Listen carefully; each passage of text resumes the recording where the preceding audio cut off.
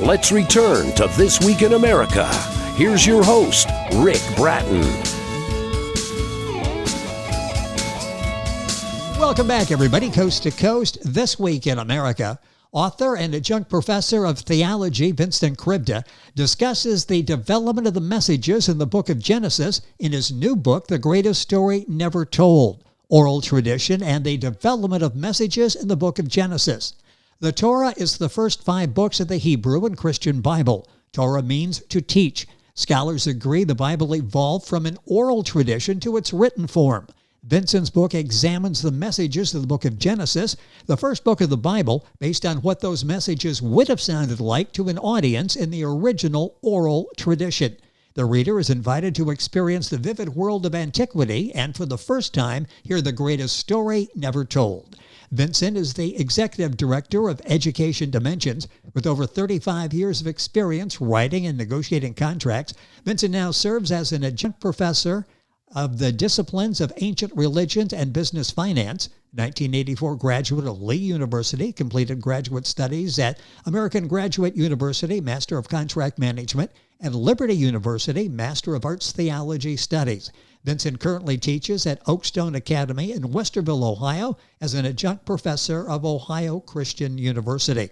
Vincent Krivda, author of The Greatest Story Never Told, Oral Tradition, and the Development of the Messages in the Book of Genesis, our guest on This Week in America. By the way, winner of the prestigious Plume Award for Literary Excellence. Vincent, welcome to the program. It's a pleasure to have you with us. Rick, I'm excited to meet with you and your audience. This is a tremendous opportunity for me. Well, I really appreciate you taking the time to be with us. What an interesting, innovative thing that you've done, this approach that you've taken to the book. Before we get a lot into the book, I want to get to know you a little bit more. Is your own religious experience unusual? Is that what led you on this journey? Absolutely, Rick. I was born and raised Catholic. I attended Lee University, a very conservative Church of God school, raised my kids in a Presbyterian tradition, and then graduated from a Baptist seminary. I lived in Hingham, Massachusetts for a few years and served on staff as the minister of teaching of the First Baptist Church with under Gary Ludwig there in Hingham. And I have fond memories there. And also, I got to tell you, I've also have very proud memories of each Friday night attending Erev Shabbat services under Rabbi Shira Joseph. And I learned from Congregation Shirei Shalom that the most important principle in life is identified in the Hebrew phrase l'chaim, to life. If you love your neighbor as you love yourself, if you love the Lord thy God with all your heart, then all of life will allow for meaning. Now, my perspective is reflected in a tone that I've laid down in the book. In Christianity, I think we improperly refer to the Hebrew Torah as part of the Old Testament. And that name, Old Testament, does a disservice to Christianity. And I want to borrow from a discussion I had with Professor Jeff Berghauser there at Oakstone, whom I deeply admire. As we talked through my approach in the book, he commented that if you have a new bicycle, you call the other bike the old bicycle. And it's because you no longer have a need for it. So you take the old bicycle, store it in the garage. Occasionally you're going to see it, but you're not going to use it. And I look at that comment that Jeff made because I think the Torah deserves the respect that it has gained. Now, the Torah means to teach, and I'm convinced that this book has a broad appeal to both Christians and those of any faith, including Judaism, simply because what I do is promote the Torah as a teaching instrument. Now, at Oakstone Academy in Westerville, Ohio, we're a private non-religious school, and in my religion classes, I teach Catholics, Pentecostals, Latter-day Saints, Protestants, evangelicals, and Reformed. I refer to myself as the non-pious religious guy. And at times, I'm not sure if I'm a historian pretending to be a theologian or a theologian pretending to be a historian. And one of my students, Layla, often reminds me that I'm just a historian, self-proclaimed. But what I want my students to embrace, quite frankly, is the pure excitement of faith that their Creator has designed them to achieve great things. And while there's differences in Christianity and Judaism, we both agree our Creator is also our Redeemer. What a fascinating background. I mentioned a little unusual, and yes, you've touched all the bases there, and those students of yours are so fortunate to have you, and if they pick up on your curiosity, your innovation, your passion, the world would be a better place. Our guest on the program is Vincent Krivda. That's Kriv as in Victor, D-A. The book is The Greatest Story Never Told. You'll find it with the publisher, writersrepublic.com, in their bookstore. You'll find it other places as well. All this information on our website, thisweekinamerica.us. Vincent, based on your work, how would you characterize the method that the Bible employs in its role of teaching? So the Torah uses two formats to teach. The premise is not difficult at all. The stories in the Bible are not straightforward history. They're intended to be used as a source to introduce a story, and from that point, allow for interaction by the audience. And the first way that the Bible does this is in the Torah, there will be questions laid out.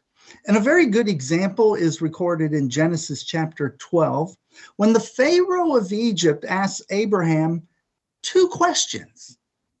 What is this that you have done to me? And then the second question is, why didn't you tell me that she was your wife? Now, the particulars around this conversation between Abraham aren't complicated at all. Abraham left Canaan to go to Egypt, presumably to avoid the harsh conditions of a dry desert region. And during the middle of a famine, Abraham had a deal worked out with Sarah. If anybody asks, tell him you're my sister. Now, Abraham's going to benefit from this because he could surrender his wife to another man and get to live. But by inserting these two questions into the narrative, the story has been transformed. It's no longer an account of Abraham, but instead sets the table, so to speak, for questions that deserve a proper discussion. That's one way that the Bible causes us to consider and to ponder and discuss morality. It asks questions that we need to consider. Now, a second way that the Bible engages us is through a series of absurdities. These absurdities should cause us to blush and consider, was this a just action? If I'm presented with a similar situation, what conduct ought I to adhere to? Now, this is outlined in my book in the chapter entitled The Well Over There. It elaborates on an episode in the Bible in Genesis chapter 1, where Hagar or Sarah says to Abraham, cast this bondwoman and her son out, for the son of this bondwoman shall not be heir with my son, namely with Isaac. Now, this episode's interesting because Sarah gave birth to Isaac, and we see that Abraham's firstborn son, Ishmael, is making fun of the lad. We're not given any of the real details because, quite frankly, the details wouldn't matter. Ishmael is doing what all teenage boys have done to their younger brothers: scoff at them to toughen them up. It's a healthy process, yet Sarah takes exception to the treatment of her son. Now, the word scoffing is an action attributed to Ishmael, but it's also the very same name that Isaac or Isaac is derived from. To see Ishmael engaged in normal teen activity and making sport or scoffing at a boy whose name means scoffing should open our eyes to the intent of the story. The absurdity lies in the very basic premise that the actions taken on their face value are of questionable ethics. The absurdity also allows us to engage in questions in a spirited conversation. And isn't that what is really fun about finding out who we are? Well, it really is, and you've presented in such a way. I can't wait to hear what you're going to say next and where you're going with the conversation. And all of this is in Vincent's book, The Greatest Story Never Told, Oral Tradition and the Development of Messages in the Book of Genesis. Vincent Krivda, K-R-I-V, Victor, D-A is the author, our guest on the program. You'll find the book at writersrepublic.com in the bookshop, all of the usual places. Information on our website, thisweekinamerica.us. Is there a main message you would like the listening audience to know about your book, The Greatest Story Never Told? Yes, I want the readers to fall in love with the Bible characters. The episodes and the stories are meant to inspire us. In a family setting, it allowed for people to discuss how we should interact with others around us. The stories teach us about faith in our Creator. The Bible stories did emerge from this oral tradition. So there were no system of local congregations all united under a uniform code of belief. Instead, what we see in Palestine in the ancient world were 25,000 villages of 80 to 100 souls. And these villages contained the mishpachah, or what we refer to as a family clan structure led by the eldest uncle. And once a month, Rick, they gathered for a family meal. Meats and drink abounded, and stories were told to captivate and engage in discussion. These stories were later reduced to a written text.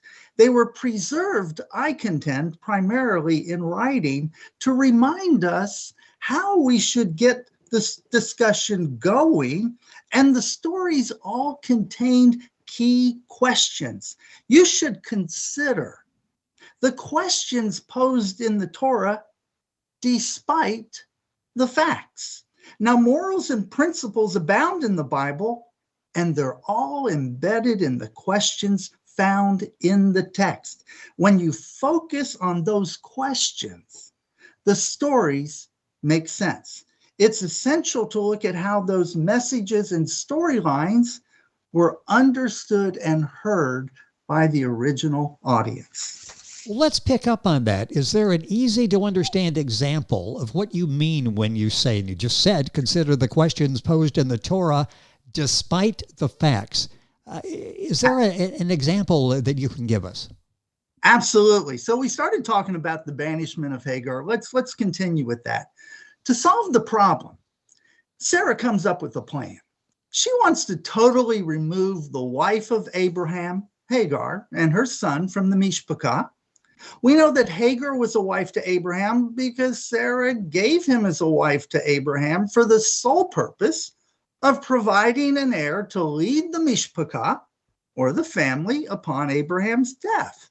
Now, in the oral tradition, this story would prompt questions around the family meal. Unilaterally, Sarah's decided on the best course of action within the family. Banishment is decreed for both Hagar and Ishmael to a certain poverty, if not death. Now, Abraham allowed for this discussion after weighing the personal peace he would enjoy with Sarah. Arising one morning, he provisions Hagar with a container of water and some bread, and Hagar was banished from the only family she had known as an adult, ending up in Beersheba. Her life was crumbling before her eyes.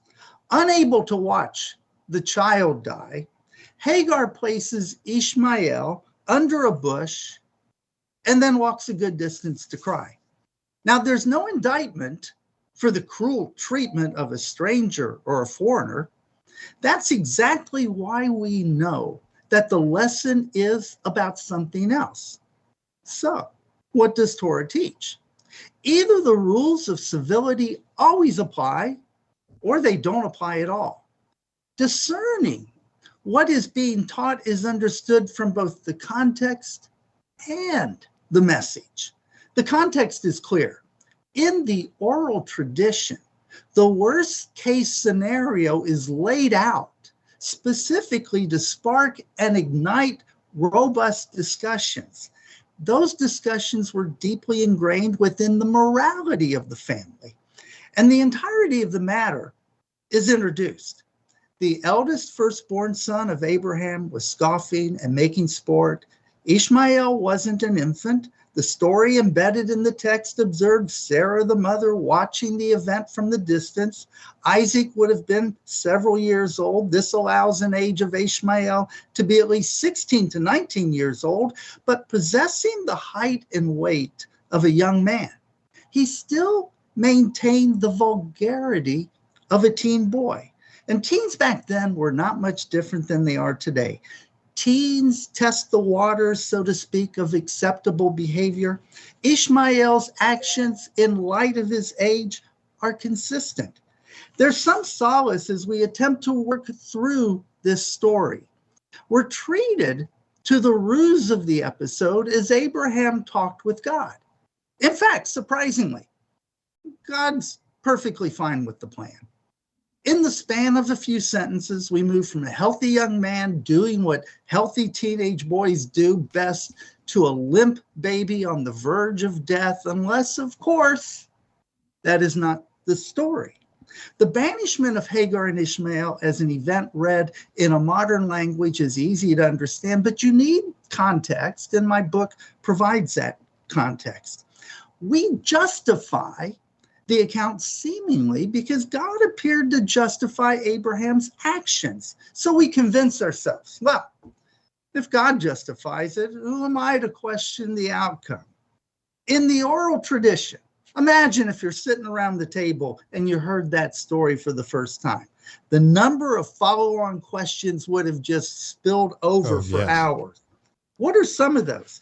How do we react when people intend evil for our lives? Wow. Now that was a huge question in light of the fact that smack dab in the middle of that story, there's two Hebrew words, ra'ah and ra, and they both mean displeasing, grievous, ill, harm, disagreeable. So you've got to say and ask yourself, why was Abraham a willing conspirator in something disagreeable? And why does God acknowledge an action as harmful, but since it's destiny, he allows it anyway? How do we react when an influential person intends evil for our life? Is God not in control, or is he ultimately in control?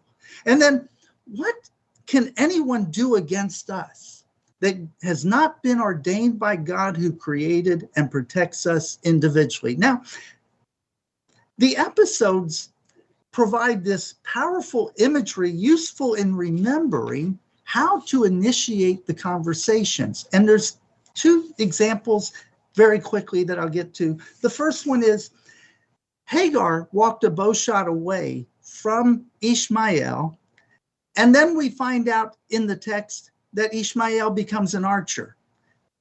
The word for bow shot and archer are the exact same words. But listen closely to the story. Abraham provides Hagar with a bottle of water and sent her to Beersheba. Beersheba is actually composed of two words. The first word, be'er, means well, from which water is drawn. And the second word, sheva, literally means oath.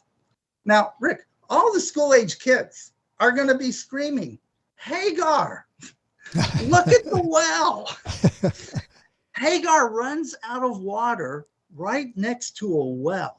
Not only a well, but a well that was also a promise. And when God opened her eyes, she saw the well. Now, I got to tell you, the Bible's flush with stories of murder, greed, sexual betrayal, anger, hatred. But the purpose is to inspire us to faith in our Creator. And that's why I got to tell you, this book is the greatest story never told. And the book is receiving rave reviews. The book is available, writersrepublic.com, the bookshop, the usual places. You can log on directly to writersrepublic.com, directly to Vincent's book by going to our website, thisweekinamerica.us. The book is The Greatest Story Never Told, Oral Tradition, and the Development of Messages in the Book of Genesis. A couple minutes left in the program. I love the passion you bring to this. I love the mindset as you go into this, the enthusiasm you have. What motivated you to get a degree in the seminary? Well, my wife will tell you that she got tired of waking me up in church every Sunday because, quite frankly, I found the sermons very boring. And I thought, it's not my job to be awake for the sermon. It's the minister's job to excite me to a passion of faith. And I think after years and years of falling in church in the pew, I thought, why do we not have something as exciting as what I read during the week in the Bible? And I want to bring that to people so that they can fall in love with their Creator and determine what their Creator has for them. Well, you've done that. A couple minutes here, I want to ask you about what kind of response you're getting and what, if anything, you're working on next, because you are a gifted writer. What kind of response are you getting from students, from family, friends, people worldwide you don't know who are buying copies of The Greatest Story Never Told? I think my favorite one was my son-in-law called me and said, hey, Vince, I started reading your book and I thought it was going to be a real snooze fest, but I think you actually have found a new career. What a compliment. To which I mentioned to him, well, I thought my daughter was going to be living in a trailer, but you seem to have done pretty well for her. My next book, I started with Genesis, and I'm working on a project where I'm going to be looking at the book of Exodus. And I'm hoping to have it out sometime next spring, not this spring, but next spring. And I think it's going to actually be a little bit more exciting than this book. I'm really thrilled about where the direction I see it going. Well, that's fantastic, and I can't wait to talk about that. But right now, the book, The Greatest Story Never Told, is available, Oral Tradition and the Development of Messages in the Book of Genesis by Vincent Krivda, K-R-I-V, V as in Victor, D-A. Book available wherever books are sold. I'll direct you to writersrepublic.com, the publisher, in their bookshop there. You can get information and order the book as well. Recipient of the Plume Award for Literary Excellence. Vincent, the time has gone by way too quickly. It's been great having you on the program. I love the concept of the book. I love what you're doing. I love what you're teaching, the message you have in this. Thank you so much for joining us on the program. Thank you, Rick. It has been our pleasure to have Vincent Krivda, our guest. The book is The Greatest Story Never Told. Information available, of course, on our website, thisweekinamerica.us. And we're back on today's program right after these messages. This Week in America is online. You can visit our website, thisweekinamerica.us. Scott Pinkerton, Associate Producer of This Week in America. Jay Anderson, Segment Producer. Ben Watson, Webmaster. Otto Bechet, Director of Engineering and TV Production. This Week in America produced and is a trademark of Blue Funk Broadcasting, LLC. For information on all of our guests and to listen to this week's show, our website again at thisweekinamerica.us. And I'm Sean Bratton, Executive Producer of This Week in America.